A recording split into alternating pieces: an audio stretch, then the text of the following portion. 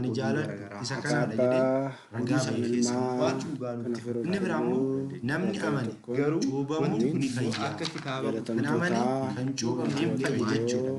Isa jechaan kitaaba barsiise jechuudha. Dhugumaan isiniin jedhee yoo ragaa yoo namni lammata yoo dhalate garuu mootummaa Waaqayyoo arguu hin danda'u.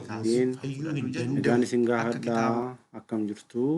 Akkam yoo keessanii amiin waaqayyoon abbaan jaalalaa abbaan dhiifamaa akka balleessaa keenya akka cubbuu keenya ilaalee osoo nutti hin eekamiin yeroo kanaan kan nu ga'e maqaan isaa ulfaatu nuufaa ta'u.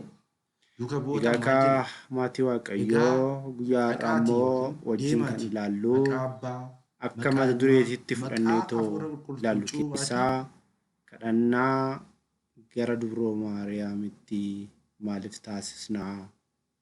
Dhuguma wangeelanii deeggaramaayii keessattuu obboleewwan keenya warri amantii Pirotestaantii keessa jiranii gaafii kana deddeebisanii yeroo baay'ee waan nu gaafataniif kadhannaa yeroo hundaa keessatti waa'ee dubroo Maariyaamiitiin wal qabatee waan jiruuf isa san himee kitaabni qulqulluun maal jedhaa? Abboonni dhuguma osoo waan tokko hin xiinxaliin osoo hin hubatiin kadhannaa kana keessa galchanii laata? Nuti dogongore moo warra gaafii nutti baay'isu kanatti dogongoree isa jedhu wajjin ilaallaa jechuudha. Wangeela Yohaannis boqonnaa 8 lakkoofsa 47 irratti gooftaan keenya Yesuus Kiristoos akkana jedhe, namni kan Waaqayyoo ta'ee dubbii Waaqayyoo ni dhaga'a. Isin kan Waaqayyoo waan hin taaneef kanaaf hin dhageessanii.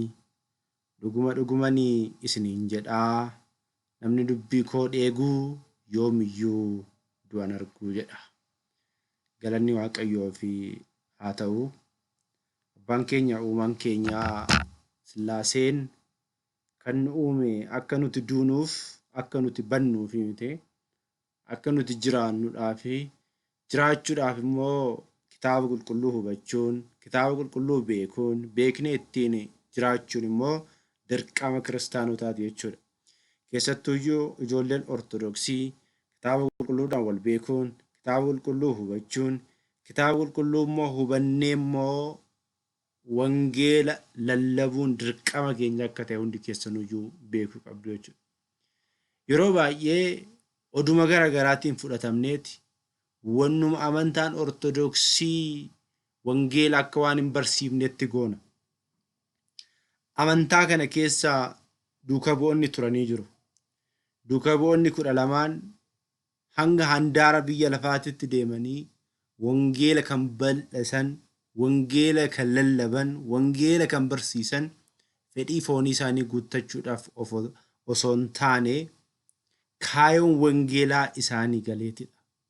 Qulqulluun Phaawulos kaayoo wangeelaa hin hubannee ture. Erga hubatee garuu akkamitti akka qabsuure, wareegama akka kafale, wareegama inni kafaleen immoo lubbuu baay'ee akka baase, lubbuu baay'ee seexana harkaa baasee ijoollee Kiristoos, ijoollee Sillaasee akka taasise hundi keenya iyyuu hin beekne. Har'a barsiisota baay'eetu jira. Barsiisonni kun garuu barsiisanii cuubaa jiruu ilaata. Isa jedhu san hundi keenya iyyuu of gaafachuu qabna jechuudha. Kanaaf gaafiin yeroo hunda gaafatamu kun imee akka kitaaba qulqulluutti maal fakkaata jedhu isa sanii haa ilaallu wajjin. As jalatti har'a wajjin kan ilaallu isa kana fakkaata qabiyyeewwan jechuudha. Inni jalqabaa kadhannaa yeroo hundaa manni amantaa Ortodoksii taasiftu kuni kitaaba qulqulluurraa maddee laata? Eenyutu ajije? Eessaa fidde manni amantaa kun isa jedhu sana wajjin ilaallaa. Itti fufnee immoo kadhannaan maali? Maal jedha kitaabni qulqulluu waa'ee kadhannaa? Isa jedhu wajjin ilaallaa. Isa kana jalatti Sillaasee galateeffachuu, Gooftaa galateeffachuu, yaa abbaa keenyaa nagaa ergamaa Gabri'eel qulqulluutiin Inni jedhu kana gaafii Pirotestaantotaati. Nagaa ergama Gabri'eel qulqulluutiin nageenyi siif haa ta'u maaliif jettu? Dubroo Maariyaamii maaliif kadhattu? Isa jedhu waan ta'eef isa kana wajjin ilaallaa. Hundumaa kan uume waaqa tokko isa jedhu immoo isa kadhannaa keessatti jira jechuudha. Maarree kadhannaa jechuun kadhannaan daandii yookiin afaan waaqayyoon wal qunnamnuudha kiristaanota. Kadhannaa jechuun namni addunyaa kanarra jiraatu addunyaa kanarratti deddeebi'u ijoollee waaqayyoo ta'uun isaa kan ittiin beekamu kadhannaa yookiin inni hariiroo yookiin qooqa waaqayyoo wajjin walii itti galuudha jechuudha. Qooqa waaqayyoodhaan waan hubannu waaqayyoon abbaa keenya uumaa keenya ta'uu kan ittiin beeknu inni illee immoo nuti ijoollee isaa ta'uu kan ittiin nu raggaasifatu ragaa godhatu maaliidhaan jechuudha kadhannaadhaan jechuudha. Kadhannaan yeroo rakkoo bichaa miti yeroo gammachuus yeroo rakkoos yeroo hundaayyuu kiristaanni hin kadhata. Isa darbee fi hin galateeffataa isa dhufuuf immoo hin kadhataa jechuudha. Yaa Waaqayyoo nagaan na bulchitee nagaan na oolchi. Nagaan na oolchitee nagaan na bulchi. Rakkoo keessoo keenya jirrullee maal goona Waaqayyootti himnaa Waaqayyootti dhiyeessinaa jechuudha. Kitaabni qulqulluun kadhannaa waaqayyoo akkamitti akka kadhachuu qabnuu fi waa'ee maalii kadhachuu akka qabnu qajeelfama nuuf kenna. Wanti hundisaatu maddi kitaaba qulqulluudha. Gooftaan keenya uumaan keenya fayyisaa keenya Iyyasuus Kiristoos barattoonni isaa akkana jedhanii gaafatanii yaa gooftaa akkamitti akka kadhannu nu barsiisi jedhani. Akkamitti akka maal goon akkamitti akka kadhannu nu barsiisi. Luqaas boqonnaa 11 lakkoofsa 1 jalqabnee yoo dubbifne jechuudha. Ilaalaa akkamitti akka kadhachuu akka qabnu eenyuun kadhachuu akka qabnu duuka bu'ootatu gaafate. Deebiin gooftaan keenya immoo akkana ture yeroo kadhattan hundatti akkana jedhaa jedhe yaa abbaa maqaan kee haa qulqullaa'u maqaan kee haa galateeffamu mootummaan kee haa dhufu nyaata guyyicha nu barbaachisu guyyaa guyyaadhaan nuuf kenni. Nuti nama balleessaa nu irratti raawwate hundaaf waan dhiisneef cubbuu keenya nuu dhiisi qoromsatti nu galchiin jedhaa ta'u kadhadhaa. Kiristaanota kadhannaan nuti har'a kadhannu kun isumatu abbumti keenya uumaan keenya fayyisaan keenya Iyyasuus Kiristoos isatu akkana jedhaa na kadhadhaa jedhe. Akkana jedhaa na kadhadhaa. Akkana jettanii yoo na kadhattan ana biraallee deebii argattu jechuudha. Har'a kiristaanonni akkam jennee kadhachaa jirraa isa jedhu sani kaa'e. Egaa isin akkana jedhaa na kadhadhaa. Akkam jedhaa ta'u akkana jedhaa na kadhadhaa. Yaa abbaa keenyaa isa samii irra jiraattu maqaan kee haa qulqullaa'u mootummaan kee haa dhufu fedhiin kee akkuma samii irratti ta'aa jiru lafa irrattis haa ta'u nyaata har'a nu barbaachisu har'a nuuf kenni akkuma nuti warra balleessaa nu irratti raawwataniif dhiisne balleessaa keenya nu dhiisi isa hamaa sana irraa nu oolchi malee qoromsatti nu galchinii namoota cubbuu isaanii irratti hojjetaniif dhiifama yoo gootan abbaan keessan inni samiis dhiifama isiniif godhaa. Namoota cubbuu isin irratti hojjetaniif dhiifama hin gootan taanaan garuu abbaan keessan inni samiillee cubbuu keessan isiniif hin dhiisu jedhe. Wangeela Maatiyos boqonnaa 6 lakkoofsa 9 irratti argachuu dandeessu obboleewwan keenya. Ilaakaa Waaqayyoon abbaan keenya Waaqayyoon uumaan fayyisaan keenya akkanatti akka nuti isa kadhachuu qabnu isaan jiraachuu akka qabnu isaan immoo deddeebi'uu akka qabnu Waaqayyoon nu barsiisee jira jechuudha obboleewwan ko. Ilaakaa kadhannaan nuti har'a kadhannu kitaabni qulqulluu irratti Waaqayyoon kan nu ajaje malee nuti ofii keenya maddisiifnee kan dubbanne akka hin taane wangeelli nuuf maalidha ragaadha jechuudha. Akkana jedhaa na kadhadhaa jechuudhaan wangeela Maatiyos boqonnaa 6 lakkoofsa 9 irratti gooftaan keenya dubbateera jechuudha. Isa kana booda hojii ilaalla. Isa kana booda manni amantaa Ortodoksii eessaa fidde isa jedhu sani kunoo kitaaba irratti akkana jedhaa na kadhadhaa waan jedheef jechuudha gooftaan keenya. Abbaa keenya isa samii irra jiraattu yoo jennu immoo maal jechuudha? Waaqayyo waan nu uumeef akkasumas jireenya waan nuu kenneef abbaa keenya jennaan jechuudha. Abbaa lubbuu keenyaati jechuudha. Fooniin abbaa fi haadha keenya irraa dhalachuu dandeenya. Gadaamessa haadha keenyaa keessatti garuu kan nu uume eenyudha? Waaqayyoodha jechuudha. Kanaaf abbaa keenya jennaan jechuudha. Abbaa keenya jennaan jechuudha. Isaayyaas boqonnaa 64 lakkoofsa 8 irratti jechuudha. Waamuun keenya sirriidha. Waaqayyo waan nu uumeef akkasumas jireenya waan nu kenneef abbaa keenya jennee isa waamuun keenya sirriidha.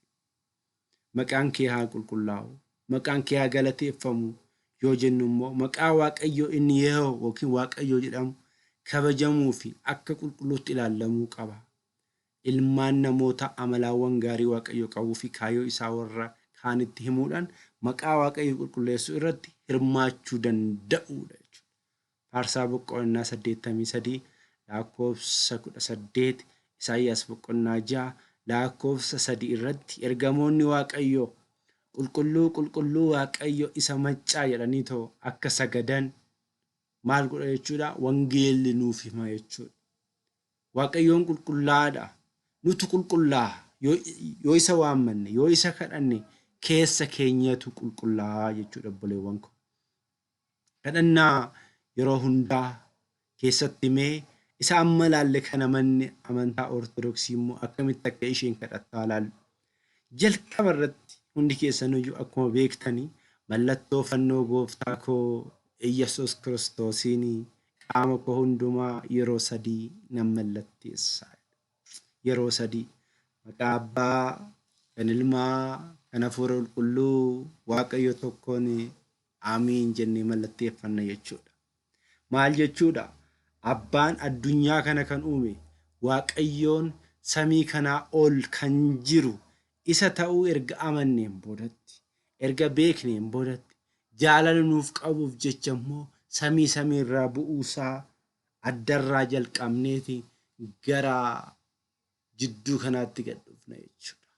Kana jechuun gooftaan keenya Iyyasuus Kiristoos dubroo Maariyaam irraa dhalachuusaa. Sanaan booda gara bitaatti deemna. Bitaan fakkeenya Si'ooliti jechuudha. Si'ool irraa immoo gara maalitti deemna jechuudha? Gara mirgaatti. Mirgi immoo fakkeenya gannatiiti jechuudha. Kan kana nu godhe eenyudha? Waaqayyoodha jennee jalqabuma jechuudha. Mallattoo fannoo gooftaa koo Iyyasuus Kiristoos qaama koo hundumaa yeroo 3 nan mallatteessa jenna. Ilaaka. Yeroo baay'ee warroonni amantii Pirootestaantii keessa jiran osoo kana nu mormanii namni tokko mee wanti kun sirriidha, wanti kun sirrii miti osoo jedhanii baay'ee namatti tola. Waan muraasa ishee bichaa jechuudha. Mormumaaf jechuudha. Filanii fudhataniiti amantaan Ortodoksii akka waan sirrii hin taanetti kaa'u jechuudha. Isaan garuu kadhannaa hin qabu laata? Isaanumti warri nuun morman kun warri amantaan Ortodoksii sirrii miti jedhan kunuyyuu ofii isaaniiti mataa isaaniiti jechuudha. Kadhannumaayyuu hin qabu laata? Hin kadhatuu ilaata? Isa jedhu san isuma gooftaan keenya jedhe kanaayyuu hin jechaa jiruu ilaata? Har'a namni Ortodoksii ta'e namni kana wallaalee hin jiru. Mallattoo fannoo gooftaa koo Iyyasuus Kiristoosii qaama koo hundumaa yeroo 3 nan mallatteessa. Waaqa tokko kan ta'an jedha laala iccitii Sillaasee. Waaqa tokko kan ta'an maqaa Abbaa, kan Ilmaa, kan Hafuura Qulqulluutiin qulqulluuf ulfaatoo kan ta'an sadummaa Sillaaseetti amanuu fi kadhachuudhaan diina koo seexana nan ganaa. Abeet! Abboonni keenya dhugaa isiniin jedhaa.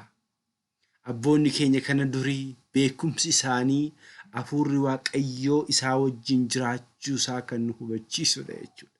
Diina koo seexana nan ganaa. Ani ilma Sillaaseeti malee ilma seexanaati miti.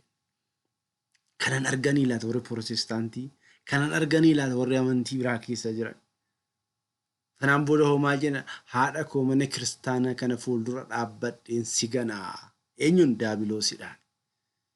Iddoo dhiigaa fi foon gooftaa itti qophaa'u.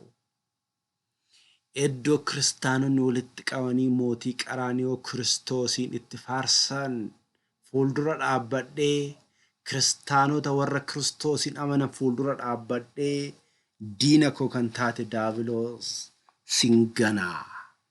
Ati diina kootidha. Ati waggoota 5,500 ilmaan namaatti irratti gidiraa raawwatteerta. Ati abbaa koo uumaa koo kan ta'e Waaqayyoon ganteerta. Hojiin kee sobaadha. Ani illee si ganeen jira. Ani ilma Kiristoosidha. Ani ilma Sillaaseedha. Mana kiristaanaa fuuldura dhaabbadhee si ganee jennaan. Kanaafis ragaan koo Maariyaamidha. Addunyaa kanattis addunyaa isa dhufuttis ishee dawoo taasiseen yaa diina koo seexanaa sin gana jechuudha. Laala. Manni amantaa Ortodoksii maal gooti? Kadhannaa taasifte jechuudha. Kana mee maaliif hin mormine? Dhuguma amantaan Ortodoksii akka waan Sillaaseen amanne akka waan Waaqayyo hin amannetti warroonni fakkeessan kana arguu ilaata. Mee sheerii naa godhaafi. Kana yoo morman waa morman maqaa tokko kan ta'an maqaa Abbaa kan Ilmaa kan Hafuura qulqulluu fi ulfaatoo kan ta'an jedha. Sadummaa ta'uun Sillaasetti amanuuf kadhachuudhaan diina koo seexana sin gana kan jedhu kana sirriidha moo sirrii miti? Amma kanallee yookiin kitaabarra hin jiraayii jechuu danda'u ta'a. Kitaabarra hin jiraayii jechuu danda'u ta'a. Booda wajjin ilaalla. Itti aansuudhaan akkana jedha. Yaa gooftaa si galateeffannaa. Eenyuun? Iyyasuus Kiristoos. Yaa gooftaa si kabajnaa. Yaa gooftaa si bitamnaa. Yaa gooftaa maqaa kee qulqulluu ni galateeffannaa. Jilbi hundumtuu kan siif sagadu siif sagannaa. Arrabni hundumtuu siif bitamaa. Waaqni waaqotaa, gooftaan gooftotaa, mootiin moototaa siidha. Uumaa foonii fi lubbuu siidha. Isinis yeroo kadhattan akkas jedhaa kadhadhaa jedhee qulqulluun ilmi kee akkuma nu barsiisetti si waammannaa. Abeet abeet abeet. Dhugaas isiniin jedha Ortodoksii keessa jiraachuun badhaadhinnaadha. Ortodoksii keessa jiraachuun eebbifamuudha. Ortodoksii beeknee ittiin jiraachuun.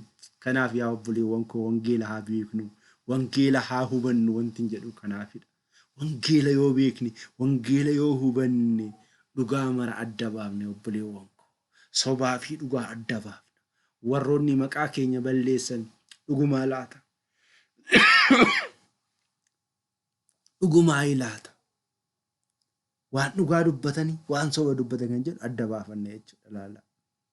Ritanii Waaqni waaqotaa. Ani Israa'el irratti Waaqayyoon jechuudha. Ummata Israa'elatti Musee akkuma muude jechuudha. Ati garuu kanaa oliidha. Mootota biyya lafaa kanarratti of tuulaniif illee ati mootiidha jechuudha. Jechuudhaan manni amantaa kadhannaa taasifti.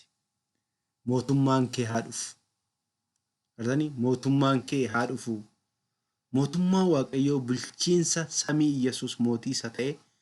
Iyyasuus mootummaan kan guutamu lafa irratti akka bulchuuf akka kadhannu nu barsiiseera. Fedhiin kee akkuma samii irratti ta'aa jiru lafa irratti haa ta'u. Nyaata har'a nuu ga'u nu barbaachisu har'a nuuf kenni. Kitaaba qulqulluu irra jira laala kun akkan obboleewwan kooti. Kitaaba qulqulluu irraa fuuteeti manni amantaa Ortodoksii barsiifti jechuudha. Akkuma nuti warra balleessaa nu irratti raawwataniif dhiisne balleessaa keenya nuu dhiisi.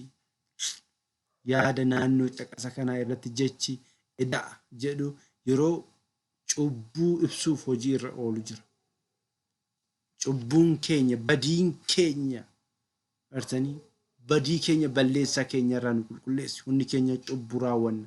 Kanaafuu dhiifama argachuu nu barbaachisa.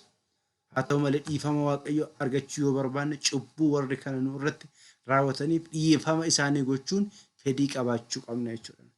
Warra nu miidhan warra gidiraan irratti yaalan irratti deebinee gidiraa yaaduu akka hin qabne jechuudha. Isa hamaa sana irraa nu oolchi malee qoromsatti nu galchinii. Yoo yookiin Waaqayyoon dogongoratti nu galchi jechuu miti. Daabiloosiin garuu ilmaan namaa dogongoratti waan galchuuf akka hin kufneef dogongora kanarraa nu oolchi. Kiyyoo seexanaa keessa akka hin seenneef humna nuu kenni, jajjabina nuu kenni. Humna keetiin malee daabiloosiin moonuu hin dandeenyu jechuudha obboleewwan koo. Kadhannaa waaqayyoodhaaf itti dhiyeessinu. Yommuu kadhattan akka saboota kaanii wannuma wal fakkaataa irra deddeebitanii hin dubbatinaa jechuudha. Maatiyos boqonnaa 6:7 irratti dubbateera jechuudha. Kadhannaa hunda irra caalu yaadaa fi miira keenya laphee cabdeen ibsinee kadhachuudha kiristaanota. Kanaan maal jedha? Fayyinni koo fi ulfinni koo waaqayyo irratti kan hundaa'edha. Waaqayyo qarsaa koo isa cimaa fi iddoon kooluu itti galuudha. Yaa namoota yeroo hundumaa isatti amanamaa, laphee keessan isaaf banaa, waaqayyo iddoo kooluu itti galuudha jechuudhaan Faarsaa boqonnaa 62 lakkoofsa 7-8 dubbata. Ammallee Filiphis boqonnaa 4 lakkoofsa 6 akkana jedha. Waan hundumaa ilaalchisee kadhannaa fi waawwannaadhaan yookiin waamichaan galata wajjin iyyannoon keessa waaqayyo biratti akka beekamuudha. Gartanii yoo rakkanne rakkoo keenya eenyutti himannaa? Waaqayyotti himannaa jechuudha. Wanti kadhannu maaliyyuu yoo ta'e akka fedhii isaatti yoo kadhanne inni nu dhaga'a jedha.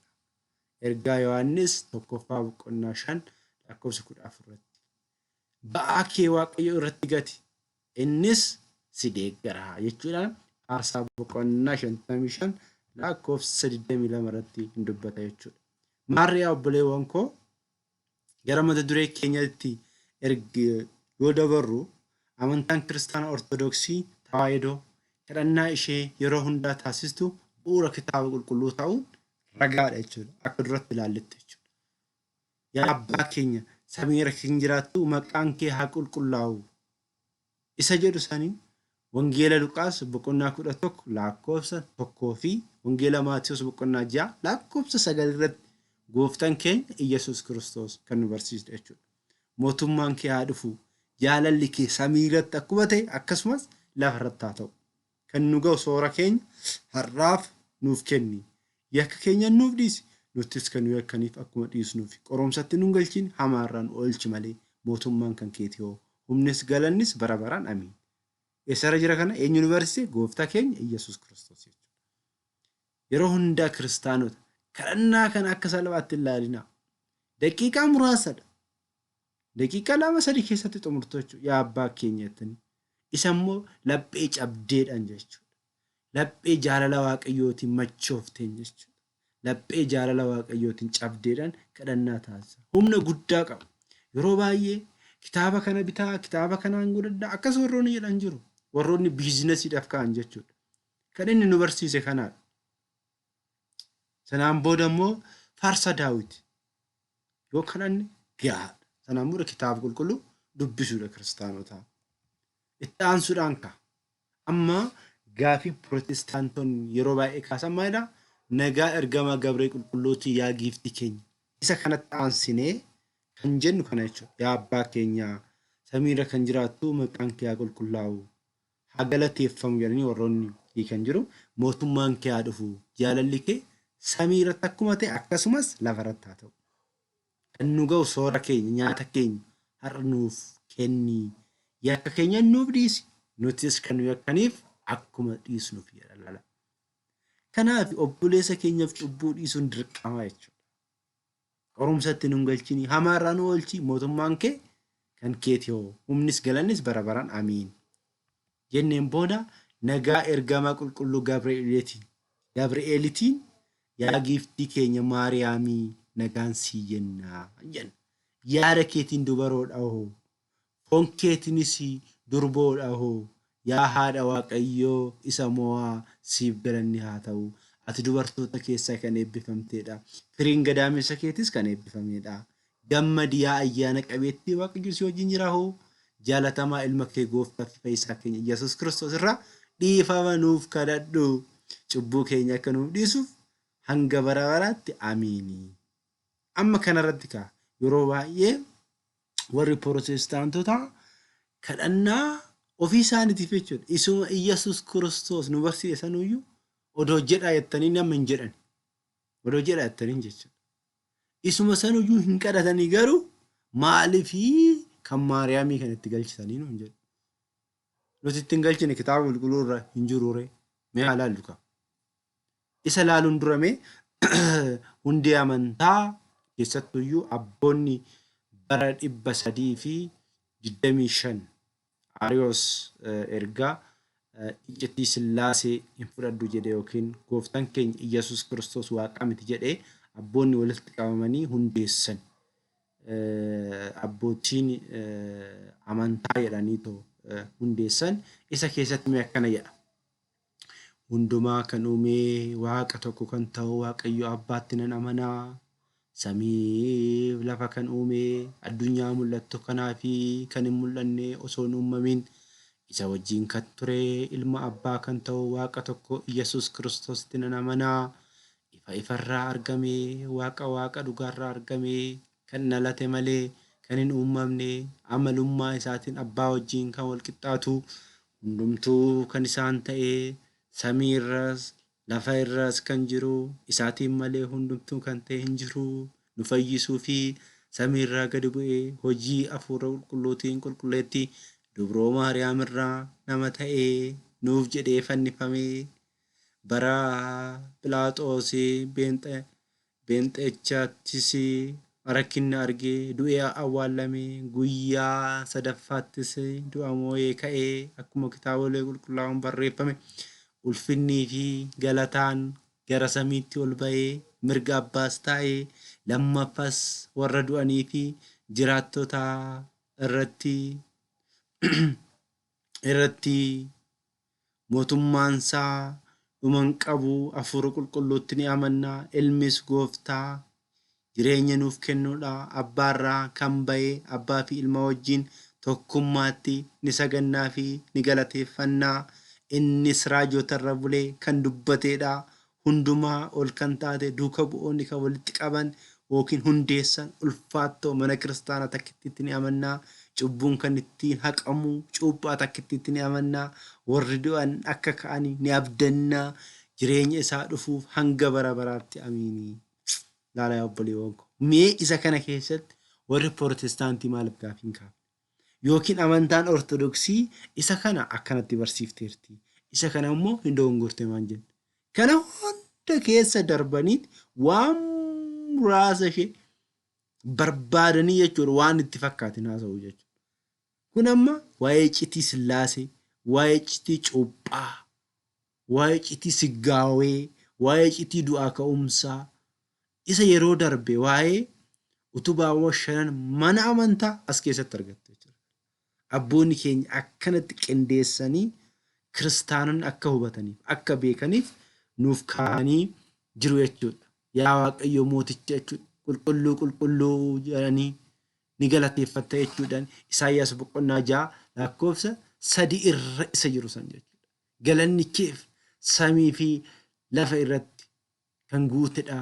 Yaa Kiristoos siif sagannaa arjaa abbaa kee isa samii wajjin fayyisaa kan ta'e hafuura qulqulluu wajjin siif sagannaa. Ilaala akkanatti barsiifte Ortodoksiin gara addunyaa kanaatti dhuftee nu fayyisteerta hooyi. Siin fayyinee jirraa dhiiga keetiin. Laala abbaaf ilmaaf hafuura qulqulluu fi sagada takkittiin na sagadaa fi tokko yommuu ta'an sadii yommuu ta'an tokko qaaman sadii yommuu ta'an waaqummaan iccitii Sillaasee Ortodoksiin akkanaa jechuudha kiristaanota. Abbaaf galanni haa ta'u ilmaaf galanni haa ta'u jechuudhaan jechuudha. Yeroo hunda kadhannaa ishee taasifti. Kadhannaa ishee taasifti. Garuu warroonni maqaa balleessadhaaf deddeebi'an garuu akka waan Ortodoksiin waa'ee Sillaasee hin barsiifne, waa'ee Yesuus hin barsiifne kadhannaa ishee yeroo hundaa keessatti jechuudha. Fannoo gooftaa keenya Iyyasuus Kiristoos galanni haa ta'u.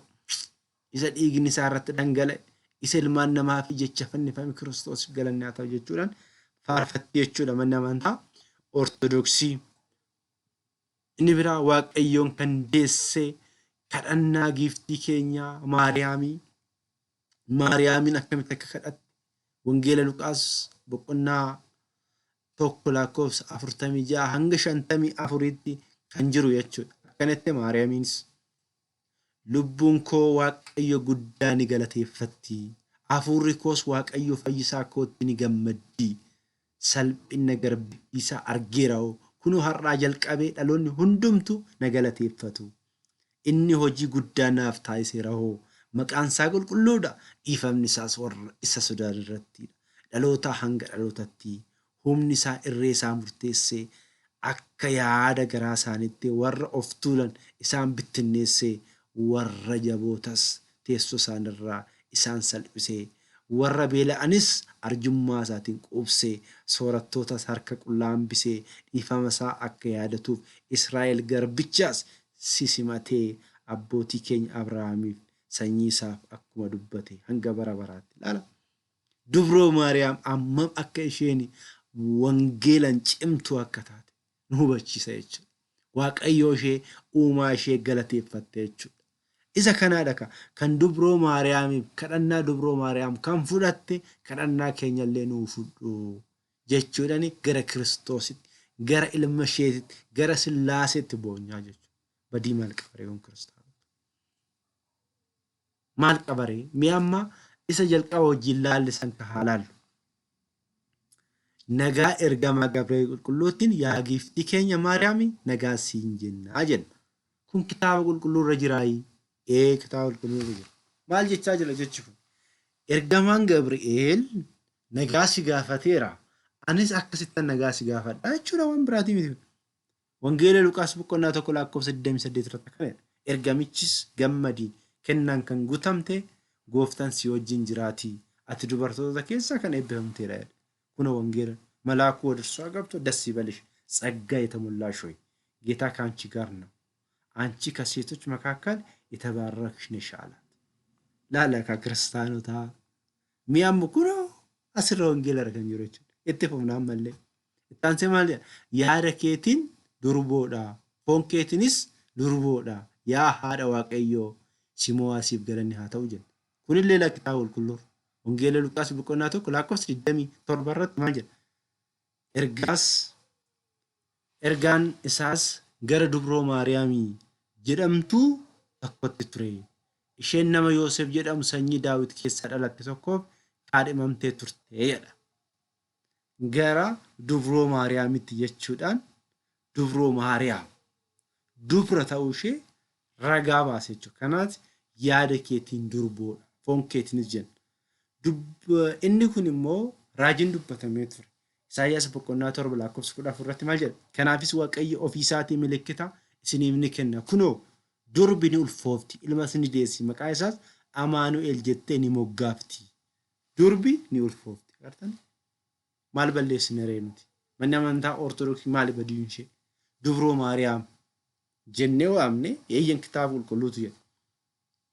Maatiyos boqonnaa 1 lakkoofsa 23 irratti kunoo durbi ni ulfoofti ilmas ni deessi maqaa isaas Amaanu'el jedhanii ni moggaasu jedha. Kanaaf yaada keetii durboodha. Foon keetiinis durboodha. Yaa haadha Waaqayyoo isa mo'aasiif galanni haa ta'u jenna jechuudha. Ergamaan Gabri'eel kan dubbate. Yaa haadha Waaqayyoo isa mo'aasiif galanni haa ta'u kan jedhu. Mee ilaalu kitaaba qulqulluurra.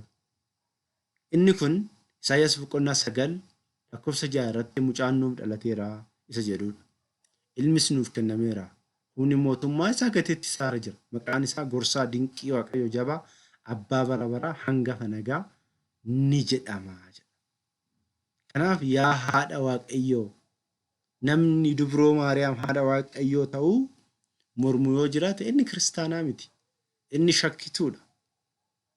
Maal balleessine nuti? Maalidha badiin keenya kunoo kitaaba qulqulluurra jira. Ammas Luqaas boqonnaa 1 lakkoofsa 43 irratti amma garuu jedha haati gooftaa kootii dhuftee akka na dubbiftuuf ulfinna hamma na ga'u eessa anaaf ta'e jechuudhaan Elsaabeet jechuudha. Hafuura qulqulluudhaan guutamtee kana dubbatte jechuudha. Haati gooftaa. Ittaafuuf ati dubartoota keessaa kan eebbifamteedha. Firiin gadaamessa keetis kan eebbifameedha. Gammadi yaa ayyaana qabeetti Waaqayyo si wajjin jira hoo jenna.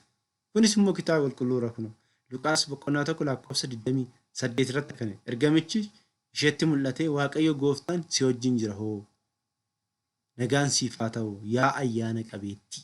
Yaa ayyaana maal? Ayyaana qabeettii. Inni biraa immoo Luqaas boqonnaa tokko lakkoofsa 41 hanga 43tti ati dubartoota hundumaa irraa eebbifamtuudha. Mucaan ati gara gadaamessa baattus eebbifamaadha. Kanaafuu waan kitaaba irra qulqulluu irra jiru malee waan biraa miti akka hin taane xiyyeeffannoon itti laatamuu qaba jechuudha. Isa biraa isa dhumaati irratti waan nan guddaan konkuluuziiniin isa jedhamu kun jechuudha. Isa dhumaati irratti maal jedhanii kaa'ansinitti fakkaate jaalatamaa ilma kee gooftaa fi fayyisaa keenya Yesuus Kiristoos irraa dhiifama nuuf kadhadhu cubbuu keenya akka nuuf dhiisu. Ilaala kiristaanota. Dubroo Maariyaamii dhiifama nuuf godhi hin jenne. Ga'een dubroo Maariyaam ilma ishee kadhachuudha. Ga'een ilma ishee immoo maal jechuudha? Dhiifama nuuf laachuudha. Maal waan ta'eef? Waaqayyo waan ta'eef jechuudha. Ilaala wanti hundiyyuu adda ba'ee jira. Dubroo Maariyaam yoo kadhannu maal jennee kadhanna? Ilma keetii walitti nu araarsii. Ilma keetii maal nu godhi? Walitti nu araarsii jenna malee cubbuurraa nu qulqulleessi hin jennu. Cubbuurraa qulqulleessuu kan dandeenyudha Waaqayyo bichaadha. Ilma keetiin keessattuu iyyuu sirna galatoo irratti isa jalqabaati irrattii fi isa dhumaati irratti egzootaan hin taasifamu. Yaa Yesuus nutti araaramii jenna. Maariyaam nutti araaramii jenna. Maariyaamii noo maaramii jedhi nutti araaramii jenna. Qulqullootaa jedhi nutti araaramii jenna Kiristoosin jechuudha. Argitanii? Waaqayyoon immoo qulqulloota wajjin wareegamtoota wajjin waadaa galeera. Ijji Waaqayyoo gara qulqullootaatti jedhameera. Ijji koo warra qulqulloota irraan buqqa'u jedheera Waaqayyoon. Kanaafidha nuti kadhannaa kan taasifnu jechuudha kiristaana. Kanaaf hin dogongorreedha jechuudha. Dogongora wayituu hin qabnu. Dubroo Maariyaam ilma keetii walitti nu araarsi. Ilmi kee jaalatamaa kan ta'e nuti cubbuu yoo raawwanne illee dhiifama nuuf kadhadhu jennee gara dubroo Maariyaamitti, dubroo Maariyaam immoo ilma isheetti. Kallattiidhaan Waaqayyo kadhachuu hin dandeenya. Eeyyeen hin danda'ama. Hin danda'ama. Deebinee immoo karaa qulqullootaatiin illee Waaqayyoon kadhachuu hin dandeenya jechuudha. Waaqayyo inni nagaa namaaf kennu guutumatti ofii isaatiif isini haa qulqulleessu. Yeroo dhufa gooftaa keenya Iyyasuus Kiristoositti hafuura keessan lubbuu keessan foon keessanis fayyaati mudaa akka hin godhannettis haa eegu. Inni isin waame amanamaa waan ta'eef kana ni godha. Obboloota koo nuufis kadhadhaa ilaala. Qulqulluun Phaawulos jechuudha. Nuufis nu kadhadhaa. Artanii? Nuyi warri biyya lafaa keessa jirru walii kadhachuu hin dandeenye. Qulqulloota dhiisatu jechuudha. Kanaaf manni amantaa Ortodoksii wanti ishiin taasiftu hundi isaatiyyuu kitaaba qulqulluu irratti kan hundaa'edha. Abboonni keenya durii wangeelan hafuura qulqulluudhaan warroota hojjetan waan ta'eef dogongora hin qaban. Garuu kitaabolee baay'een warroonni siyaasaas itti dabalamee warroonni matatii adda addaa hojjetanis itti dabalamanii kitaaboleen barraa'an kitaaboleen hin jiran jechuu kooti miti. Kitaabolee saniin suuta jennee booda ilaala deemuu dandeenya. Garuu manni amantaa Ortodoksiidha. Ortodoksii beekamtii kennitee fi kitaaboleen maxxanfamu hundi isaatiyyuu seera mana kiristaanaa, barumsa mana kiristaanaa kan ta'e hundumtuyyuu wangeelan kan walitti bu'u miti. Maddi isaa wangeeladha. Kana kiristaanonni hundi keessanuyyuu hubachuu qabdu jechuudha. Kanaafuyyuu jecha kana yoo madaallu kara dubroo Maariyaamitti yoo kadhannu yoo jennu dubroo Maariyaam ilma kee wajjii walitti nu araarsi. Nuu miti kan filate dubroo Maariyaam. Eenyu filate? Kiristoos filate. Kiristoos kan filate immoo ni kabanya, ni jaalanna. Artanii? Namni Kiristoos jaalatu akkamitti dubroo Maariyaam jibbare? Dubroo Maariyaam kan jibbu nama afoorri seexanaa irra bule bichaadha. Dubroo Maariyaam kan jibbu dubroo Maariyaam jibbitee Kiristoos nan jaaladha jechuu hin dandeessu. Maaliifuu Kiristoos ilma namaa fayyisuudha. foon isheerraa foon, lubbuu isheerraa lubbuu kan fudhate dubroo Maariyaamiirra. Kanaafidha nuti dubroo Maariyaamii Waaqa hin jenne. Waaqayyootu ishee filate, Waaqayyootu ishee kabaje, warra Waaqayyoon filatan, warra Waaqayyoon kabajan, warra Waaqayyoodhaaf abbooman hunda isaatiyyuu hin kabajnaa jechuudha. Waa'ee Kiristoos immoo amantiin Pirootestaantii gonkumaa nu barsiisuu hin danda'u. Nu barsiisuu hin danda'u gonkumaa jechuudha. Kana kiristaanota wangeela beekuu dirqama kan ta'u kanaaf. Amantaan Ortodoksii waa'ee Kiristoos akkamitti akka dubbatu. Mee kana ilaalaa. Maqaan isaa jechuudha. Maqaan gooftaa keenya Yesuus Kiristoos akkam akka humna qabu jechuudha. Addunyaan osoo hin uumaminiin dura addunyaa uumamu abbaa isaarraa dhalate. Faarsaa boqonnaa 2 irratti osoo addunyaan tun hin uumamin abbaarraa. Addunyaa baraaruudhaaf haadha isaa irraa dhalatee jira. Abbaa malee haadharraa. Jalqaba haadha malee abbaarraa, lammata immoo garuu abbaa malee haadharraa dhalate. Maal gochuudhaaf nu baraaruudha. Maqaa addunyaan ittiin uumamtee fi maqaan addunyaan ittiin fayyite Iyyasuus jedhama jettee Ortodoksii. Waaqayyoon jechaanidha. Dubbiin ekaa addunyaa kana barsiisa. Waaqayyoon jechuudha. Ilma jechuudha. Abbaan maqaa kan Waaqayyo ilmaa maqaa kanaan fayyinee jirra. Fayyini keenya isaadha. Kiristoosidhaan kan fayyine jennaa jechuudha. Qabeenya waan Kiristoos ta'e hundaa immoo kabajnee fudhanna jechuudha. Kanaafiyyuu manni amantaa Ortodoksii Tawaahidoo waa'ee dubroo Maariyaamii kadhannaa yeroo hundaa keessatti galchuun ishee kitaaba qulqulluurra kan jirudha. Kitaaba qulqulluu bu'uura godhanneeti malee lafumaa ka'ameetuma kan dubbatame akka hin taane kiristaanonni hundi keenyayyuu hubachuu qabna jechuudha. Kitaaba kanaafuu nagaa ergamaa Gabri'eel qulqulluuti yaa giiftii keenya Maariyaam nagaa siin jenna wanti jennuuf kanaafidha. Giiftii jechuun immoo haadha gooftati. Dubroo Maariyaam dhiisatu har'a namoonni giiftii jedhaman hedduutu jira miti. Seenaa tokko yoo raawwatin jechuudha. Dubroo Maariyaam haadha gooftati kaa. Haadha mootichaati kaa. Haadha fayyisaa addunyaati. Akkamitti giiftii hin jenneen? Akkamitti hin jenneen? Giiftii keenyadha. Eeyyeen giiftii keenyadha. Garuu waaqa keenya hin jenne nuti. Giiftii keenyadha. Ilma ishee nuu kadhatti. Ilma isheetii walitti nu araarsiti. Eeyyee walitti nu araarsiti. Nuti kadhannee irraa argannee jirra. Ilma isheetii walitti nu araarsiteerti. Nuti ragaadha jechuudha. Kanaaf kiristaanonni haala kanaan hubachuu qabna. Haala kanaan beekuu qabna. Waaqayyoon abbaan jaalalaa, abbaan dhiifamaa hunda keenya wajjin haa ta'u.